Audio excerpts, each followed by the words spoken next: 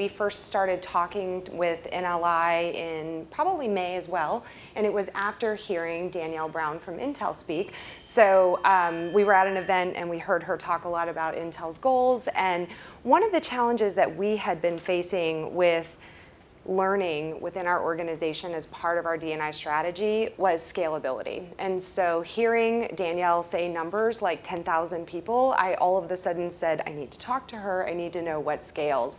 So I think we were starting with the problem statement of scalability, and then everything that has been amazing about this experience has been an add-on. So we started with our technology organization, and so much the same as I think you mentioned and you did, when you have kind of skeptical scientists and they need to understand what works and why, but they only need a little bit of that, and then they need to just say exactly how can what are the tools that I can use to help.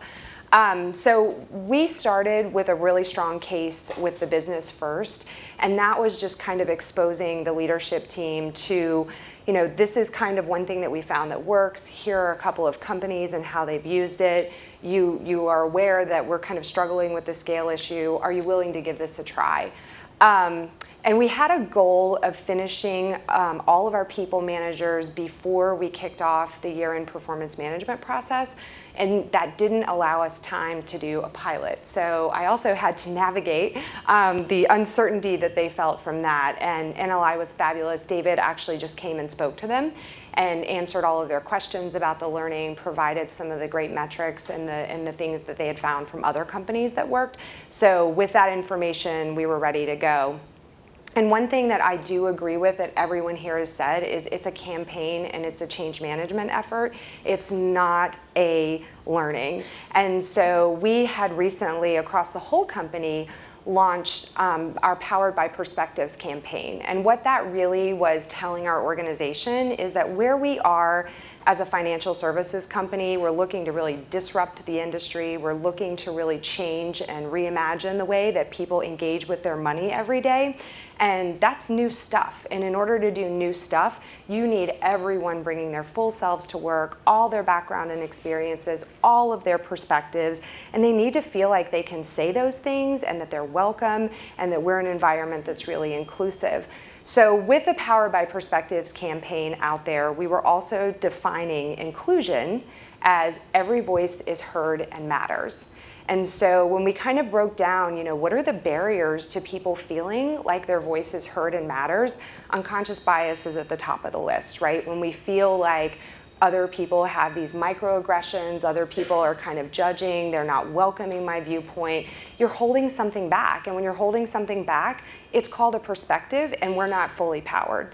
So we had our technology leaders kind of go into the organization, and they talked about this learning as just something that we were going to do as part of this broader goal of being powered by perspectives. And I think that really helped people understand that there's a lot of context around this. It's not just a learning that we're asking you to participate in. So that was a hugely helpful part, and I can't underemphasize or overemphasize the need for your leaders to be really engaged and to be talking about this in the context of real business strategy, because that's what brings people to the table. So we had amazing participation. I think we were not mandatory either because of all of the studies that we've read about not forcing this as some form of compliance training, which in the financial services industry, our people are very familiar with compliance training, and we didn't want it to look like that. So they instead were just invited to the party. And when they were invited to the party and we had all of these great reasons that they should be here, they showed up. So we had people, I think we had a 90% take rate, so 90% of our managers completed the learning. And our webinars were overflowing. It was, I think we had a series of them where they were 100 people each invited to them. And the first time I logged in, we're not a company that does a lot of virtual learning. It's kind of new for us. So I thought, well, people are either going to show up or they're not. And so when I saw the number ticking up to, holy cow, we have 100 people on this webinar, I hope they actually participate. And the facilitators are awesome and they engage them. And what I was watching that really surprised me was the way that people were engaging in the webinar and the things that they were saying with regard to what the questions they were being prompted to ask showed us that they actually internalized a ton of the learning. There was no way that they could say, yesterday I used this way, if they hadn't really remembered from 4 weeks ago what they learned, what the new habit or the new tool was. So that was my first kind of aha moment, saying, wow, this really resonated with people.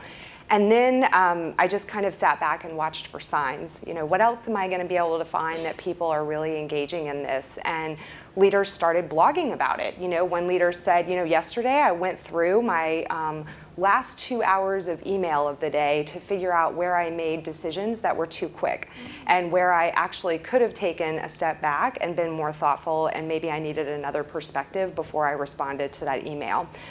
So that was one blog that I thought was really interesting. Another group said, you know, can we have the SEEDS model? We want to print laptop stickers so that people remember it when they're in meetings, because we're a big laptop heavy culture in meetings. And I thought, wow, yes, you may. And NLI worked with us to make that happen. And then the one that I thought was really interesting was, as we were walking into this year-end performance management process, a group of our technology leaders got together and they said, we want to figure out how to just start if-then plans for each phase of the PM process. So as people are preparing, as they're participating, and as they're delivering the process, we just want to pick 1 or 2 of the biases that are the most common that would show up in these different circumstances, and just give people prompts of things to think about. And I said, you want to what? You want to create a learning tool? That's amazing. And they did. And so they created this awesome tool, and they rolled it out to all of our people managers as something for them to use during this time of year. And I think those are the types of things that, when you're really kind of looking for sustainability of learning, which is the initial thing, and then I think long-term we're hoping to see the results that BlackRock has seen, which is really kind of changing the diversity of the workforce. But for now, what we're looking for are signs that the learning is getting deeply into our processes, that it feels like people are applying it, and that they're talking about it regularly.